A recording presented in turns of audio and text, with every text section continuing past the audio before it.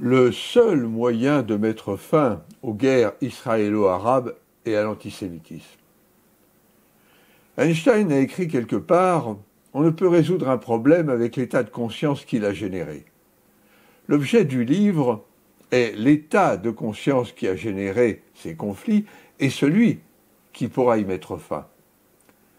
Nous pouvons représenter symboliquement l'évolution du monde par une spirale ascendante et chaque état de conscience par un niveau. La psychologie, les neurosciences, les sciences cognitives et les expériences d'ultraconscience nous ont appris que nous n'avons pas un, mais deux esprits, ou deux logiciels de pensée.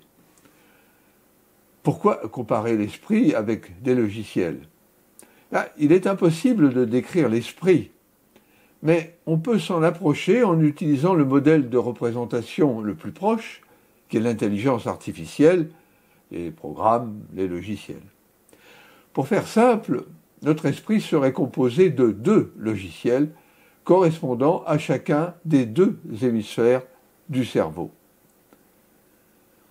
Nous nous appuyons sur les travaux de neuroscientifiques et en particulier ceux du docteur Jill Bolte Taylor, qui est une neuroscientifique américaine qui a vécu un accident vasculaire cérébral de l'hémisphère gauche, ce qui lui a permis de découvrir expérientiellement la réalité de nos deux logiciels de pensée.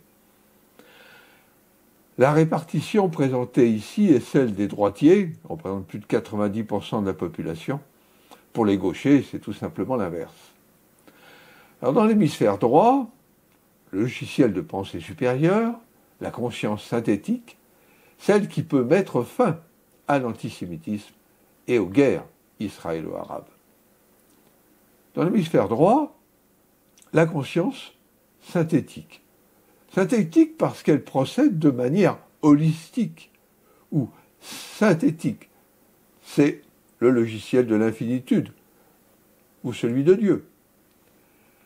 Dans le gauche, le logiciel de pensée ordinaire, le mental analytique, ainsi nommé parce qu'il procède en analysant. C'est ce logiciel qui a provoqué et entretient les guerres et l'antisémitisme. La première caractéristique de la conscience synthétique est sa capacité à percevoir l'infinitude. Inversement, la première caractéristique du mental analytique est d'être borné au monde fini. Pour lui, tout a un commencement et une fin dans l'espace et le temps. Quelque chose qui ne commence nulle part et ne finit nulle part, n'a jamais commencé et ne finira jamais, lui est inconcevable. La seconde caractéristique est la non-dualité ou monisme. C'est concevoir que l'univers, qu'on va appeler le grand tout, ne constitue qu'une seule entité. L'autre n'est que le visage différent de nous-mêmes.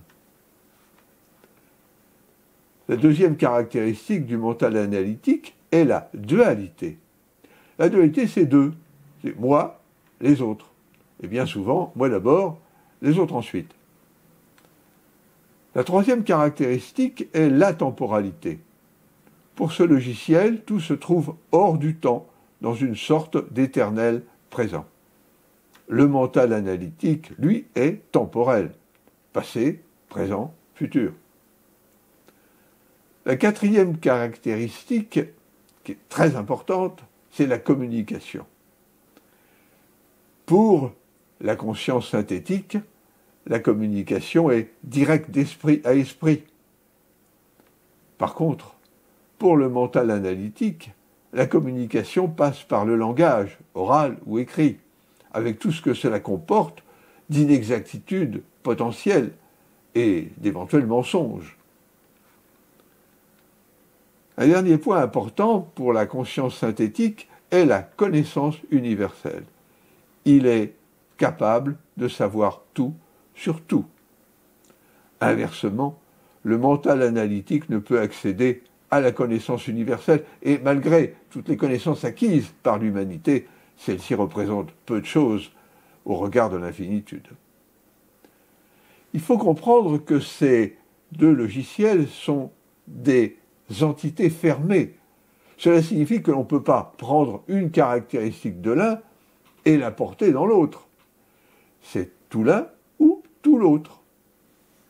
Cela signifie que lorsqu'on utilise le langage, on se trouve obligatoirement dans le mental analytique et que l'on en a, à différents degrés, toutes les caractéristiques.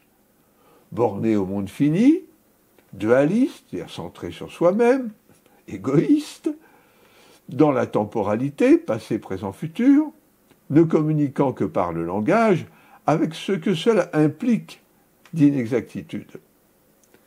Les religieux, qui sont en définitive à l'origine du conflit, sont en permanence dans le langage.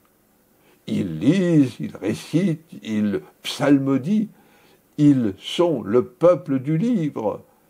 Or, les neurosciences nous apprennent que l'accès au divin ne peut se faire que dans le silence. Nous avons deux aires du langage dans le cerveau et à 90% dans l'hémisphère gauche. Il s'agit de l'aire de Broca, qui est l'aire de la phonation, et l'aire de Wernicke, qui est la compréhension du langage. Les expériences des docteurs Newberg et d'Achilli avec des moines et des nonnes franciscaines dans un scanner ont démontré que lorsque ces religieux se trouvaient dans un état de conscience supérieure, de prière, si vous voulez, eh bien, les aires du langage se trouvaient désactivées.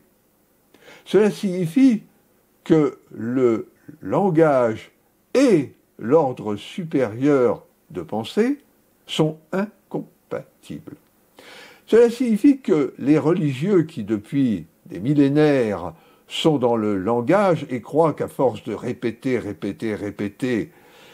des prières, ils vont se connecter avec le divin, ils sont dans l'erreur absolue.